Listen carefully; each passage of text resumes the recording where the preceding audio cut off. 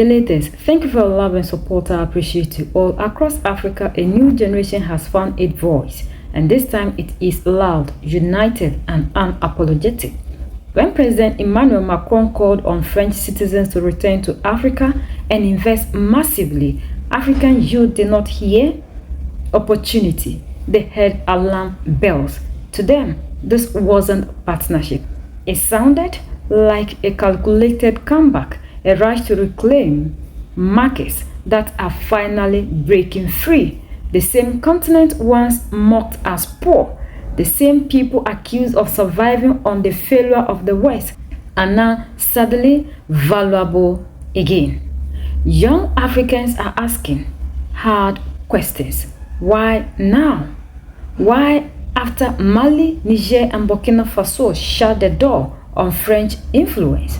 Why, after military bases were expelled, contracts cancelled, and old systems rejected? In the eyes of the youth, France's shrinking grip on the Sahel has exposed a painful truth. Those economies that fed off Africa's resources are feeling the shock, and the panic is showing.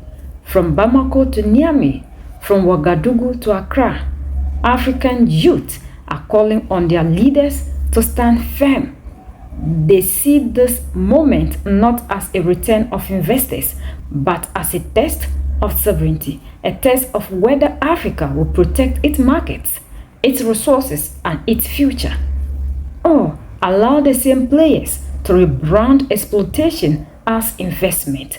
This is not just a reaction, it is a warning. The youth are watching, and this time they refuse to be silent. History is about to repeat itself in this continent if our African leaders are not careful. A new scramble for Africa is unfolding, this time in boardrooms, not battlefields. President Emmanuel Macron of France has urged French companies to aggressively, in his word, return to Africa, warning that French timidity allowed rivals to take over. That language matters because markets are not territory unless you believe they belong to you. To reclaim means to take back something you believe was once yours. But Africa is not a former asset. It is a continent of sovereign states, not a balance sheet waiting for French approval. You know, for decades, France dominated African energy, transport, finance, and telecoms. What has changed is not African loyalty, it is African defiance. When African countries diversify partners, it is called competition. When Europe feels displaced, it suddenly becomes a crisis. You know, that double standard exposes the mindset. And let's be honest, this rhetoric sounds less like partnership and more like a new scramble for Africa. When influence is rushed, markets are claimed, and African consent is treated as secondary. Africa is not being reclaimed. Africa is walking away, and that difference changes everything.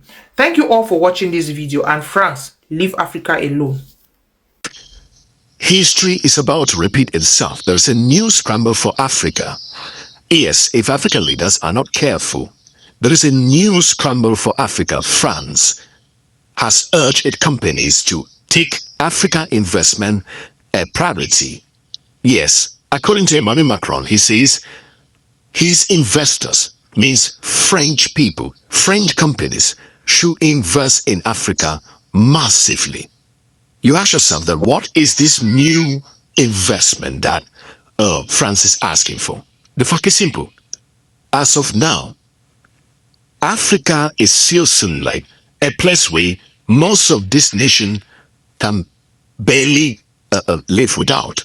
Yes, most of these European companies, most companies in France, want Africa, they want the resources back home.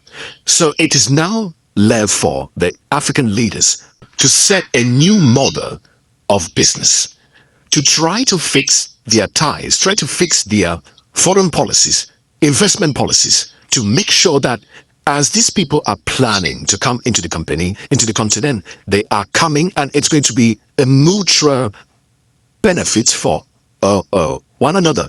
Previously, investments as such haven't really benefited the continent. If you look at the roadmap of the French companies within the continent, it always ends in a chaotic situation. Look at what is happening with uranium in Niger. And look at the other French companies that are listed within the continent. Look at Total and the other ones.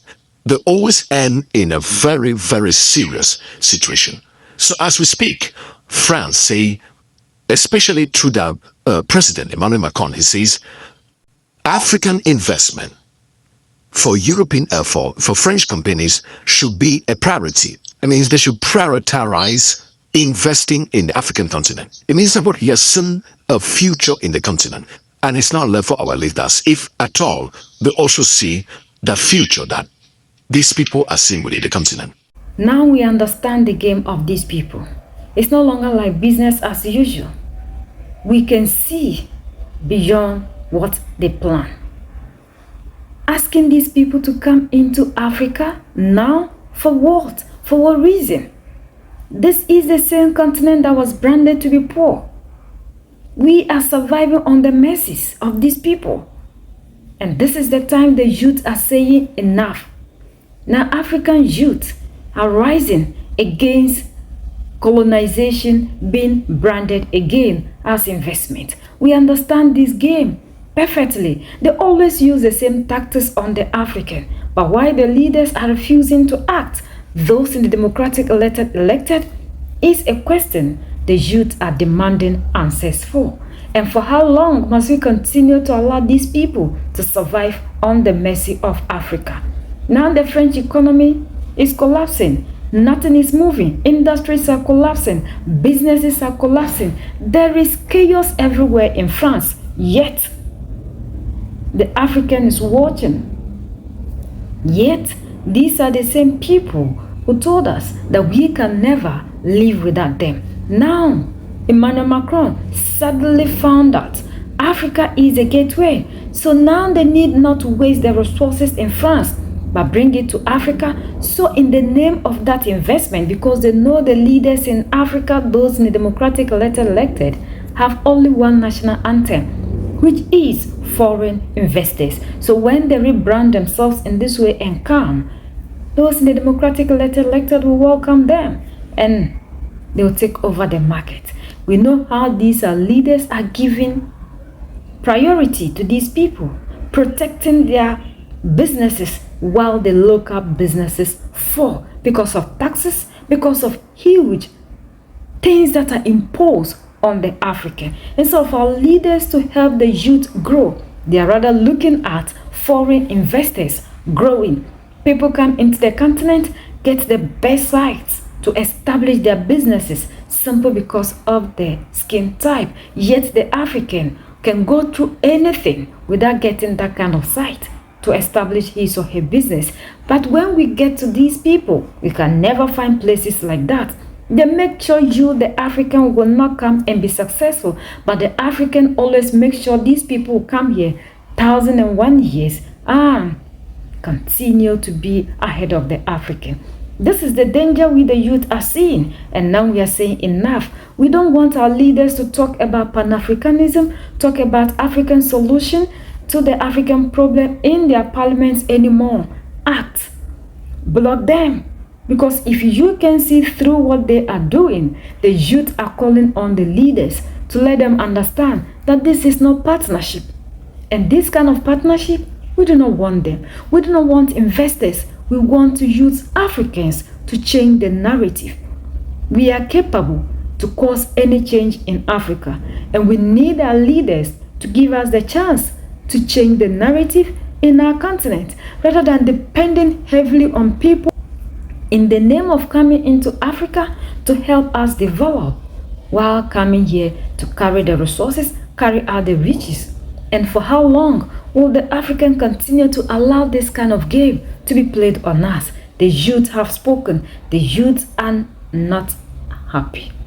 The youth are not happy. And the youth are fighting against this kind of partnership. Investors. Partnership and investment. Enough.